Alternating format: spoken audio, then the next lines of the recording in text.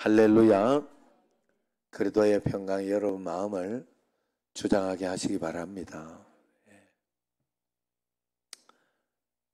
이렇게 또 늦게 와도 항상 본인 자리를 이래 잘 지켜서 앞자리도 앉고 그렇게 하시는 게 좋아요. 박문 집사님, 이렇게 사람 교회 일에 보면 늘 앉던 자리가 있긴 해요, 자기가. 그래서 그 자리 떠나면 또 좀 다르게 어색하긴 하지만 그래도 이제 이렇게 보시고 뒤에서 이렇게 탁 보시고, 아유, 여기 앞자리가 이래 비었다 싶으면 여기로 싹 이렇게 오시고, 먼저 또 이렇게, 사실은 원래는 더 좋은 교회는 앞자리부터 차곡차곡 이렇게 앉아주면 그게 제일 좋은 교회고, 그게 안 되면 이제 이렇게 보고 있다 빈자리를 부끄러워하지 말고 빈자리를 과감하게 이렇게 찾아가서 앉아주시면 하나님께서 굉장히 기뻐하실 줄로 믿습니다. 믿음으로 이렇게 살다가 보면 처음에는 신앙이라는 게 그런 거예요. 교회라는 게 있고 교회에서 예배를 드리고 또 교회에서 신앙의 지도를 받고 또 담임 목사가 이렇게 또 이렇게 눈치도 보고 처음에는 그러면서 이렇게 하지만 나중에도 계속 그래지면 어린아이밖에 되지 않는 거예요. 그렇기 때문에 이제 점점 성장하고 그렇게 하다가 보면 사람의 눈치가 아니라 정말 하나님의 눈치를 보면서 하나님 보시기에 어떻게 하면 잘할까? 하나님 보시기에 내가 지금 잘하고 있나? 이것을 점검하며 살아갈 수 있게 됩니다. 그래서 하나님이 이렇게 하셨으면 나는 다 맡깁니다 하고, 그래서 여러분들의 인생을 하나님께 다 맡겨놓고 사는 삶을 한번 살아보십시오. 그러면 얼마나 마음이 그리스도의 평강이 내 마음속에 오거든요. 그러면 내가 마음이 평안하고 그리고 흔들리지 않고 기쁨이 우리에게 있게 되는 거예요. 우리는 그걸 가지고 사는 사람들이에요. 외적으로 건강했다, 이걸 가지고 내가 사는 게 아니에요. 이 건강은 언제 어떻게 될지 모르는 거예요. 아니면 외적으로 부유를 많이 쌓았다, 돈을 많이 가졌다, 이것으로 또 사는 것도 아니다 하는 거예요. 그것도 언제 어떻게 이렇게 될지도 모르는 일이다 하는 것입니다. 그리고 또 우리가 살아가면서 명예를 많이 올렸다고 되는 것도 아니에요. 어떻게 되는 거예요? 아니다 하는 거예요. 그 사람이라는 것은 그런 가운데에서도 하나님 뜻 가운데서 우리가 잘 하나님 사랑을 받고 하나님 안에 살아가면 그 사람을 어떤 사람도 하나님 사랑을 받고 사는 사람은 행복하고 감사하고 기쁨이 넘치게 돼 있습니다. 그래서 언제나 그 사랑을 받고 살아야 할 줄로 믿습니다. 제가 이렇게 보면 하나님과 우리 사이를 이렇게 비유할 때 어떻게 비유할 게 없어가지고 어떤 목사님은 그렇게 잘 설명을 해요. 하나님과 우리 사이를 사람과 개미 사이로 이렇게 비유를 하면서 개미 거기에는 얼마나 이 능력의 차이가 나는지, 밥을 그냥 마음만 먹으면, 우리 사람이 마음만 먹으면, 그죠? 개미 앞에다 밥 한 숟가락 탁 떠줄 수 있잖아요. 그렇게도 해줄 수 있고 할 수 있는 그런 능력의 차이가 있다, 그렇게 이야기를 하는데 제가 그런 생각을 한번 해봤어요. 어느 날 제가 우리 교회 선물로 온 그 성탄이를 이렇게 요즘 따라 더 이렇게 이쁜 거예요. 이렇게 늘 볼 때마다 이렇게 그 밖에 이렇게 내비두고 싶은데 또 막 춥기도 하고 또 이렇게 밖에는 또 이 똥 치우기가 쉽지 않아요. 하루에 한 번 똥 이야기를 해야 이 설교가 꼭 되니. 그래서 귀찮아서 이제 그냥 안에 놔두면 가만히 뒀다가 한번 하면 좀 쉽게 치울 수 있거든요. 그래서 그렇게 놔두는데 이렇게 제가 안아줍니다. 안아주고 어떨 땐 손톱도 내가 깎아줘요. 손톱도 이렇게 굉장히 날카롭게 갑니다. 그게. 그래서 이렇게 깎아주고 뭐 그렇게 하는데 아이고 이쁘다 이쁘다 하면서 이렇게 보다가 눈 중에 하나가 이렇게 짝눈인 거예요. 눈 한쪽이 이렇게 충혈되면 빨갛게 이렇게 돼 있는 것처럼 충혈되게 빨갛게 돼 있는 게 아니라 하얗게 비슷하게 뭐가 이렇게 한쪽 눈이 그렇더라고요. 야, 그걸 보면서 제가 그런 생각, 이 마음속에 주님과의 어떤 그런 대화 비슷한 그런 마음이 이렇게 들었어요. 야, 나는 이 눈이 이렇게 해도 이게 전혀 뭐 이 토끼가 믿거나 아니면 아예 보기 싫거나 아니면 이런 것들이 없더라 하는 거죠. 그걸 전혀 신경을 쓰지 않고 그냥 아유 사랑스럽다. 또 아이고 저거 또 뭐 거기에 전혀 신경을 안 쓰는 거예요. 저래서 어떻게 하나 이런 것도 아니고 신경을 안 쓰는 거예요. 그냥 사랑스러운 거예요. 그 토끼 자체가 사랑스러운 거예요. 그런데 이게 하나님이 우리를 보는 사랑이 아닐까? 사람은 만약에 이게 토끼가 사람이었다면 사람이 이렇게 어떤 그런 눈이나 이런 게 장애를 가지고 오면 다른 사람들이 저번에 그 김희아 집사님 그 이야기한 것처럼 그죠? 그 장애가 이렇게 나타나고 이렇게 여기 점이 나오고 막 이러면 만약에 토끼 가운데 그게 있어도 나는 그걸 가지고 별로 신경을 안 쓴다 이거죠. 그걸 가지고 아유 밉니 안 밉니 그런 소리를 안 하는데 그 사람은 그걸 가지고 막 죄 때문에 그걸 가지고 이렇게 자꾸 쳐다보고 또 보기 싫다 그러고 이쁘지 않다 그러고 이러면서 구분하고 판단하고 배척하고 뭐 그러지 않습니까? 그러나 하나님은 우리 사람을 볼 때 내가 토끼를 보는 것처럼 그렇게 사랑스럽게 보지 않겠는가? 그 어떤 사람도 하나님은 우리를 사랑하며 우리가 하나님 말씀 가운데 이렇게 잘 살아가기를 원하지 않을까 하는 내가 토끼를 보며 이렇게 사랑하는 마음이 하나님이 우리를 이렇게 사랑하는 그 마음으로 이렇게 대비가 되더라 하는 거예요. 하나님은 여러분 우리를 늘 사랑하고 계시는 줄로 믿으시기를 바랍니다. 하나님의 기준과 우리 사람의 기준은 다릅니다.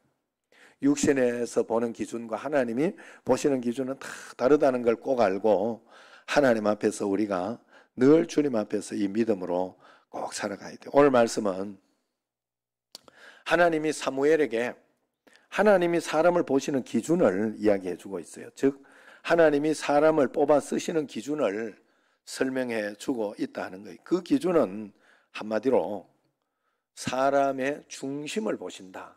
그렇게 이야기를 하죠. 그러면 하나님이 보신다는 그 중심은 구체적으로 무엇이냐?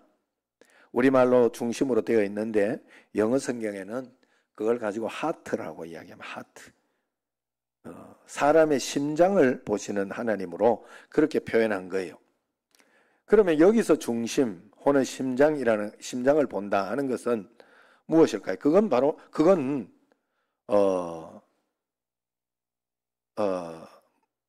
우리가 얼마나 뜨겁게 하나님을 사랑하는가, 우리의 감정이나 불타는 열정을 하나님이 그걸 본다 하는 그런 뜻이 아니라는 거예요. 우리가 얼마나 하나님을 우리의 중심이라는 거, 얼마나 내가 하나님을 뜨겁게 사랑하고 뭐 그렇게 하는 그것을 보는 것이 아니라, 그걸 보는 것이 아니라 정확하게 이야기하기 위해서는 이 단어를 이렇게 다시 한번 볼 필요가 있습니다. 성경에서 말하는 이 중심은 원어로 레프라고 그래요. 레프. 이것은 레바 같은 그런 단어인데 이 원어의 뜻은 최대한 가깝게 우리가 옮겨보면 동기, 마음의 동기를 이야기하는 것이다 하는 거예요. 하나님이 다윗의 중심을 보셨다. 나는 중심을 본다 라고 이야기했다는 것은 그가 가진 존재의 이유, 그의 마음의 동기를 확인하셨다 하는 그 뜻입니다. 왜 사는지, 왜 날마다 애쓰고 노력하고 있는지, 왜 우리의 삶이 무대에 오르기를 원하는지, 왜 성공하기를 원하는지 그 동기를 하나님은 우리에게 꼭 살펴본다 하는 거예요. 사람들은 저마다 자기 나름의 동기를 가지고 있어요. 하나님은 겉모습이 아닌 그 속의 동기를 살펴보신다는 것이죠. 동기가 달라도 겉모습은 비슷하게 나타날 수 있어요. 동기가 하나님인 사람과 혹은 자기 자신인 사람이나 둘 다 동일하게 예배에 와서 울며 찬양하고 은혜를 받는 모습으로 집에 돌아갈 수 있다는 것이죠. 어떤 사람은 단기 선교를 준비하면서 하나님의 마음을 품고 정말로 전심으로 준비하는가 하면, 어떤 사람은 이번 휴가 보람 있게 보내야 되겠다 이런 마음으로 생각하고 준비할 수도 있습니다. 많은 사람이 주님을 위해서 예배와 섬김과 헌신을 드렸다고 그렇게 고백하지만은 그 동기를 살펴보면 자기 만족을 위해서 이렇게 하는 경우가 굉장히 많다는 것이죠. 이런 사람들의 동기는 언제나 주님이 아니라 하는 것입니다. 내 기분, 내 느낌이 중심이 되는 경우가 너무 많다는 거예요. 그래서 하나님의 마음에 합한 사람이 안 된다 하는 것이죠. 그런데 오늘 말씀에서 하나님은 이새의 다른 모든 아들들보다 다윗을 찾고 있었어요. 다른 형제들은 다 이렇게 보면서 한번 다 이렇게 보면서 아까 내가 5절을 읽자고 한 것이 뭔가 하면, 6절을 읽자고 한 것이 왜 그런가 하면, 엘리압을 보고 마음에 이르기를 여호와의 기름 부으실 자가 과연 주님 앞에 있도다 이러면서 딱 봤다는 게 뭔가 하면, 기골도 장대하고 뭔가 품위가 있고 멋있고 하는 그런 모습이 엘리압에게 있었다는 것이죠. 첫째 아들, 이렇게 그런 어떤 명분도 있고, 그러면서 하나님 과연 그래서 여기에 보냈구나 하고 외모를 딱 보는 순간 하나님께서 그 외모를 보지 마라 이야기를 한 거예요. 외모를 보지 마라. 나는 외모를 보는 것이 아니라 마음의 중심, 동기를 본다. 진심을 본다. 그렇게 이야기를 했다 하는 것이죠. 그 말은 즉슨 다윗의 동기만이 바로 오직 하나님이 중심이 하나님 중심이 있었다 하는 것을 본 것입니다. 다윗에게는 하나님이 찾으시는 그 마음의 중심이 있었습니다. 인생의 한 걸음 한 걸음이 온전한 동기로 움직여졌다는 것이죠. 때론 넘어지고 실수하고 잘못 판단할 때도 있었겠지만 근본적인 동기만큼은 언제나 정확했기 때문에 다윗은 하나님 앞에 진실할 수 있었고 회개할 수 있었고 자기 자신을 내려놓을 수도 있었고 왕이지만 왕으로서의 교만하지 않을 수 있었던 것입니다. 그래서 우리에게도 이러한 다윗이 가졌던 그 순수한 동기가 꼭 있어야 한다는 거예요. 여러분, 그래서 성경에 보면 참 재밌는 이야기 중에 하나님이 용서하지 않는 죄가 있다 그랬더라고요. 용서하지 않는 죄. 성령을 해방하는 죄다 그렇게 이야기를 하고 하는데, 거기에 또 한 가지를 이렇게 이야기한 게 뭔가 하면요, 용서받지 못하는 죄가 뭔가 하면 동기가 불순한 사람이에요. 동기가. 그래서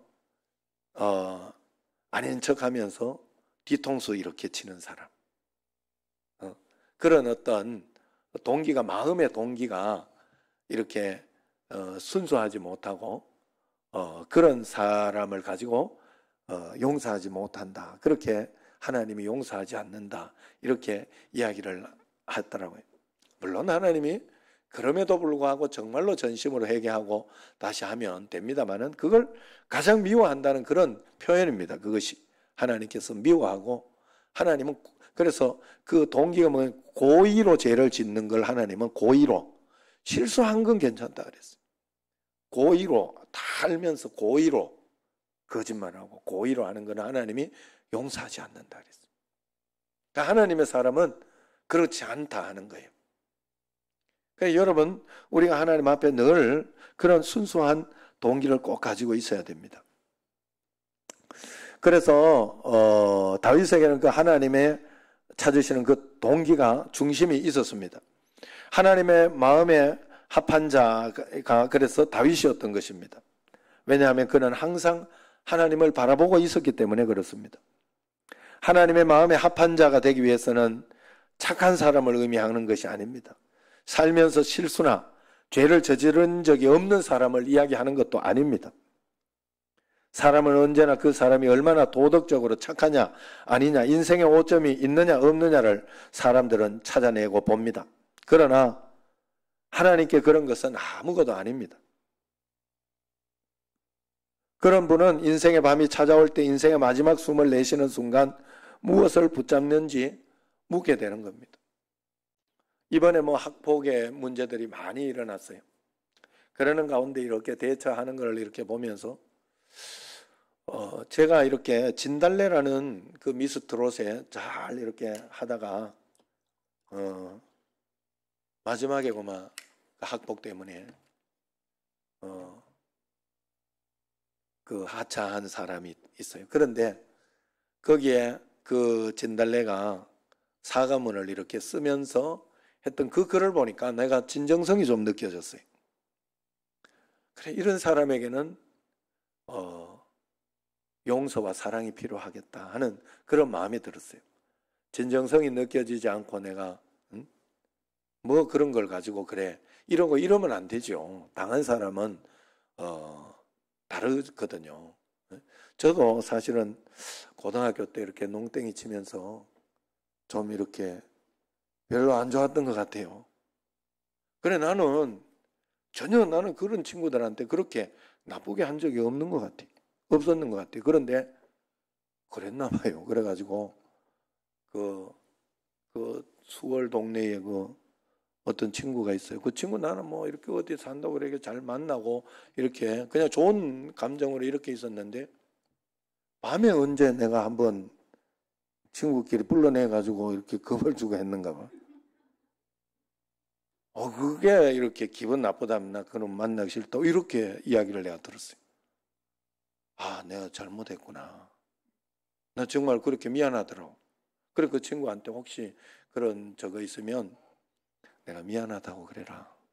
그러면서 나는 정말로 그런 줄 몰랐다. 그리고 너무 철이 없어서 그랬다, 내가. 그렇게 이제 이야기를 했어요. 그런데 이번에 진달래가 그렇게 했더라고. 자기가 결혼하면서 그렇게 하고 보니까 그때 내가 학교 다닐 때 그렇게 껌씹고 그렇게 했던 것이 얼마나 어리석고 얼마나 잘못된 일인가 깨닫게 되었다. 그러면서 내가 미안하다. 그러면서 이렇게 원하면 찾아가서 내가 사과하겠다. 그러면서까지 딱 이렇게 이야기를 하더라고요. 여러분, 우리가 살아가면서 실수할 수 있고 여러 가지 할 수는 있으나 거기에 대해서 우리가 전심으로 진심으로 대처하고 하나님 앞에서 이렇게 살아가는 전심의 마음이 있으면 하나님은 언제나 우리에게 그 동기와 마음을 우리에게 보시는 것을 우리가 꼭 알아야 됩니다. 그래서 하나님 앞에 우리가 어떤 인생의 오점이 있어도 우리가 무엇을 붙잡는지 그것을 우리가 살펴봐야 됩니다. 동기가 온전한 사람은 언제나 하루를 마무리하고 인생의 막을 내릴 때 분명히 드러납니다. 그 인생에는 오직 하나님 한 분만 계시다는 사실이 드러납니다. 그러므로 하나님은 우리 마음의 그 중심이 무엇인가를 늘 보기 원한다는 사실을 알아야 돼요. 사실 사람의 중심을 분별하기라는 것은 결코 쉽지가 않아요. 그러나 오늘 말씀 1절에서 13절까지 이 말씀에 비춰보면 중심을 진단할 수 있는 한 가지 잣대를 발견할 수 있습니다. 그것은 뭔가 하면 바로 이 질문이죠. 나는 내 삶의 목적을 내 자신이 빛나기 위해서 살고 있는가? 아니면 내 삶의 주인이 주님이 허락하여 주신 내 삶이기 때문에 내 삶은 주님을 위해서 내가 살고 있는가? 다시 말해서 비록 내 자리가 초라한 자리이다 할지라도 어떨 때에는 내가 높이 올라가지 못하는 자리다 할지라도 그것은 주님이 허락하신 것이라고 믿는다면 그것을 충분히 내가 감당해 가면서 그 일을 할 수 있느냐 없느냐 그것이 우리의 중심을 진단할 수 있는 잣대가 되는 거예요.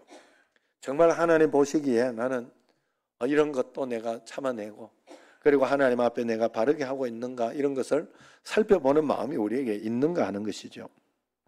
세상에는 언제나 자기 중심으로 오직 자기의 삶을 풍요롭게 하기 위해서 쉬지 않고 일하는 사람들이 너무나 많습니다. 그래서 열심히 스펙을 쌓고 외모를 가꿉니다.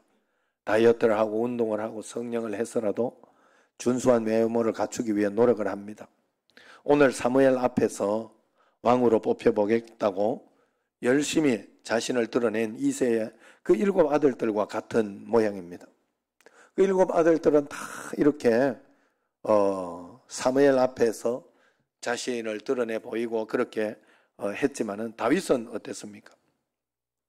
다윗도 나도 혹시나 그러면서 왜 나는 아들 아닌가 이러면서 이렇게 반항하고 그렇게 할 수 있었지만 다윗은 그것을 바란 것이 아니라 하나님께서 자기에게 이 막내로서 자기에게 이렇게 맡겨놓은 그 사명을 충실하러 갔다 하는 것이죠.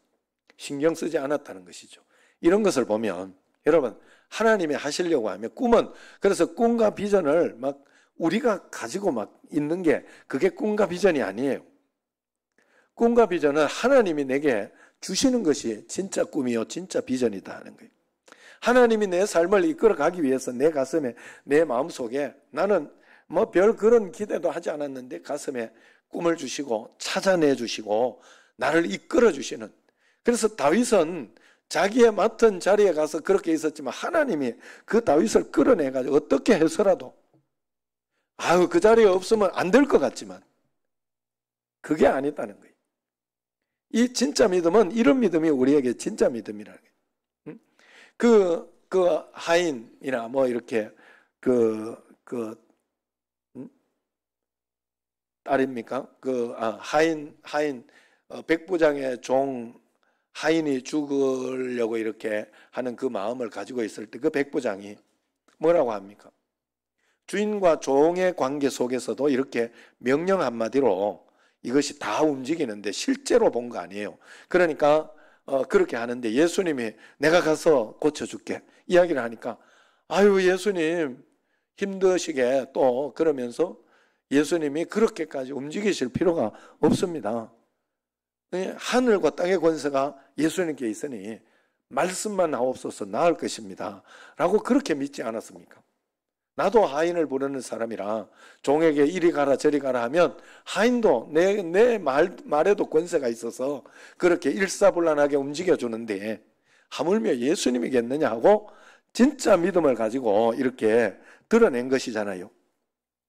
그렇기 때문에 우리가 하나님 앞에서 그런 하나님이 하시면 어떻게 해서든지 하나님이 그 모든 것들을 중심을 보아서 붙들어 주신다 하는 것을 우리가 알아야 됩니다.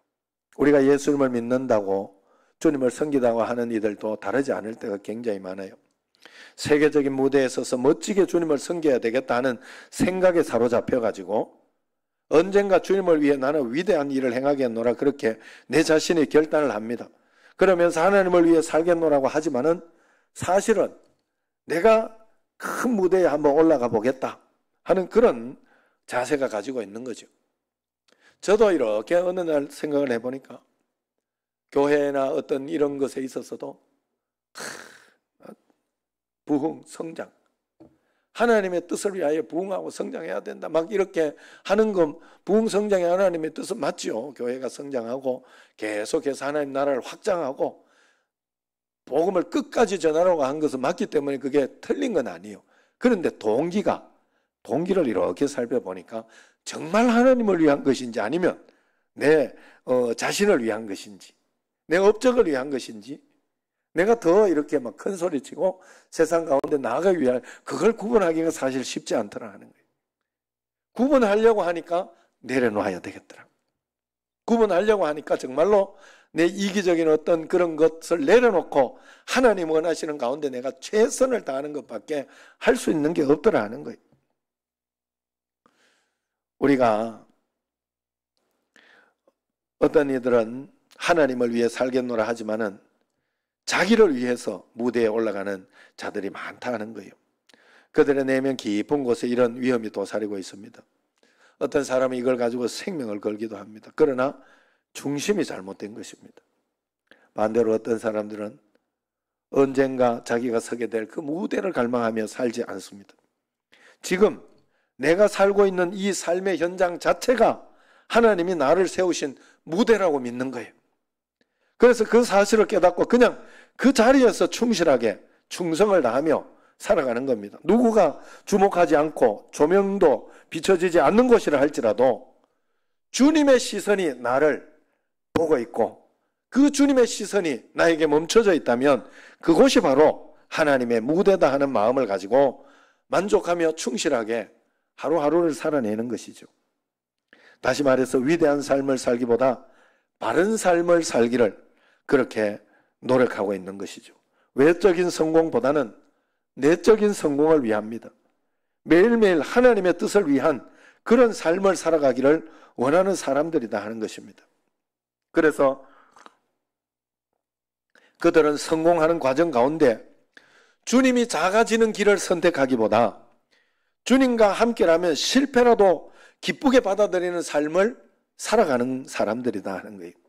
그런 사람은 내가 하는 일의 성공과 실패를 개의치 않습니다. 다만 하나님이 원하시는 일이었느냐 그렇지 않느냐가 중요하죠.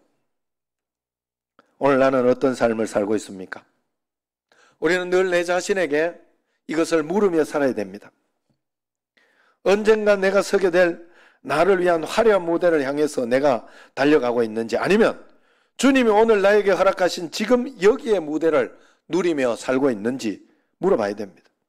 주님이 오늘 나에게 허락한 이 무대는 나를 돌봐주는 사람 한 명 없는 외로운 가정일 수도 있고, 아무도 나를 주목하지 않는 외로운 직장일 수도 있습니다.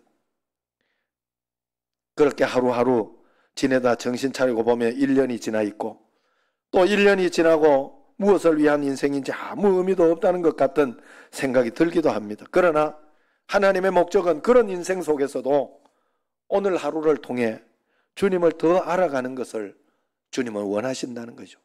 그러면서 주님과 함께 믿음이 성장하고 동행하는 믿음이 성장하며 나아가는 것이, 그것을 주님이 원하시는 것이다 하는 거예요. 늘 말씀드리지만은 매일매일 하루하루 삶은 하나님이 내게 허락하신 삶이라는 거예요. 갑자기 어려운 일이 일어나도, 당황스러운 그런 일이 일어나도 결코 하나님이 몰랐거나 실수해서 일어난 일은 우리 삶에 없습니다. 그러기에 낙심하지 말고 실망할 필요가 없고, 그냥 하나님 인도한 만큼만, 하나님이 내게 병을 가지고 가게 하면 병 가지고 가겠다 하는 그런 마음 가지고, 하나님이 이번에 또 내가 수술하고 이렇게 하게 해주신다면 또 하나님 앞에서 그렇게 수술하고 또 그러면서 또 이겨나가겠다, 그런 마음을 가지고 주님 앞에 한 걸음 한 걸음 나가면 된다 하는 거예요. 안 되는 걸 억지로 하려고 할 필요 없고, 또 그렇다고 또 하나님이 기회 주시는 것을 어리석게 그것을 놓치는 그런 인생도 되지 말아야 되죠. 그래서 늘 하나님의 뜻이 어디 있느냐, 하나님 선하신 계획이 어디 있느냐를 자꾸 살펴보려고 하고 그 말씀을 물으며 살아가는 사람은 그런 것을 놓치지 않게 된다 하는 거예요. 그러니 얼마나 재미가 있습니까? 살아가면 너무 실망한 일도 없고 그렇다고 너무 오버할 일도 없습니다. 주님이 내게 인도하시는 삶을 바라보면서 오늘은 또 어떤 일이 있을까 기대하면서, 어떤 일이 없는 것 같아도 그냥 아무 그것도 없이 그냥 나로 하여금 힘들고 답답하고, 그리고 그저 다람쥐 쳇바퀴 도는 것 같은 그런 일이 있어도, 그런 삶이어도 우리는 그때 성령의 열매를 맺는 중요한 시간 아닙니까? 오래 참음의 열매도 맺어야 되죠. 인내의 열매도 맺어야 되죠. 절제의 열매도 맺어야 되죠. 사랑의 열매도 맺어야 되죠. 그런 열매를 맺는 시간이에요, 그때가. 그러니 하나님 앞에 그런 마음으로 하루하루 살아가면 되는 것입니다. 그러니 주님과 그렇게 어떤 일이 일어나든지 주님께 맡기고 참아내고 믿음으로 한 걸음 한 걸음 동행하며 가면 되는 거예요. 그래서 그런 삶을 살기 위해서 매 순간 우리는 나의 동기를 살피는 게 굉장히 중요하다. 할렐루야. 다른 사람에게 큰 소리 치기 전에 다른 사람의 일을 비판하기 전에 비판을 하려거든 비판을 받지 아니하려거든 비판하지 마라. 이 말씀은 굉장히 중요한 말씀이에요. 하나님 앞에서. 그러기 전에 나는 잘한 것이 없는가? 나는 또 어떤 것이 없는가? 늘 살펴봐야 돼요. 저도 이렇게 설교나 어떤 그런 것들이 이렇게 이야기하고 그럴 때도 있어요, 저한테. 그럴 때도 그때 내가 이렇게 내 자신을 이렇게 동기를 살펴봐요. 어제 어떤 분은 저를 위해 이렇게 기도하던 것을 멈췄다고. 형을 형이라 부르지 못하는 어떤 사람은 그렇다고 이야기를. 어제 차라리 나를 쓰세요 그랬기 때문에 내가 그 말 잘못했지. 그러는데 이제 그러면서도 거기에도 이렇게 올 때 아하, 이 나를 사랑하는 마음이 묻어 있다 하는 게 느껴지더라. 얼마나 아끼면 그렇게 이렇게 더 잘했으면 좋겠다는 그런 마음이 있을까 하는 그런 마음이 들었다 하는 거예요, 제 마음속에. 여러분 그 중심이 중요해요. 중심. 진심이 여러분 중요하다 하는 거예요. 그러기 위해서는 우리가 하나님 앞에 정직하고 하나님 앞에 이렇게 우리가 중심을 가지고 가야 되는데 어떻게 우리가 주님 앞에 이 가식적인 태도를 고칠 수 있을까? 미국 윌로우 크릭 교회 빌 하이벨스 목사님이 쓴 책 아무도 보는 이 없을 때 당신은 누구인가 하는 그 책이 있지요. 저는 이 책의 제목을 항상 마음에 담아두고 되뇌이고 있어요. 한 번씩. 아무도 없을 때 당신은 누구인가? 아무도 보는 이 없을 때. 밝은 조명 아래서 수많은 사람들이 나를 바라보고 있을 때 내 모습은 진짜 모습이 아닙니다. 설교를 전하는 강단 위에서 마치 모범 답안을 전하는 것과 같은 그런 것이죠. 그러나 진짜 내 모습을 보는 사람은 우리 집에서 함께 생활하는 아내와 아이들이겠죠. 그러나 사실 그것도 내 진짜 모습이 아닐 수 있어요.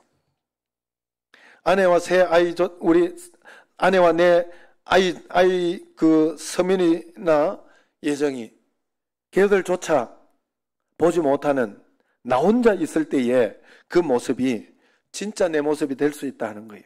나 혼자 컴퓨터 앉아 있을 때, 나 혼자 TV 보고 있을 때, 나 혼자 사무실에 앉아 있을 때, 나 혼자 다닐 때 등등 말입니다. 아무도 보지 않을 때 내가 바르게 산다면 바르게 살고 정말로 또 잘못되었으면 다시 하나님 앞에 회개하며 살아가고 그렇게 살아간다면 그 사람은 사실 걱정할 게 하나도 없어요. 걱정할 게 하나도 없어요. 보였을 때는 말할 것도 없기 때문에 그래요. 그러므로 우리는 언제나 하나님 앞에 이 가식을 벗어버리는 정직함을 가져야 돼요. 아무도 보지 않는 곳이라는 것은 내가 하나님 앞에 독대하여 서 있을 때를 이야기합니다. 우리가 하나님 앞에 있을 때가 가장 정직할 때입니다. 그때 나 자신을 속이면 하나님을 속이는 것이 됩니다. 그러면 하나님 앞에 서 있을 때 나는 철저히 정직하게 가야 돼요. 그래서 성경에서 예수님은 위선적인 태도를 굉장히 싫어합니다. 위선적인 서기관과 바리새인들을 향해 던지시는 그 추상 같은 책망을 한번 들어보세요. 화 있을진저 외식하는 서기관과 바리새인들이요 회칠한 무덤 같으니 겉으로는 아름답게 보이나 그 안에는 죽은 사람의 뼈와 모든 더러운 것이 가득하도다.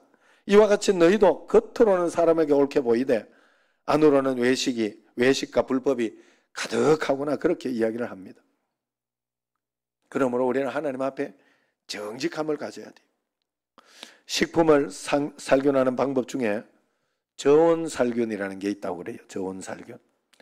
이것을 저온간헐살균이라고도 하는데 왜 이렇게 부르는가 하면 균을 죽이기 위해서 고열을 가하면 대부분 세균은 죽는데 아무리 열을 가해도 죽지 않는 그런 놈이 있다 그러네요.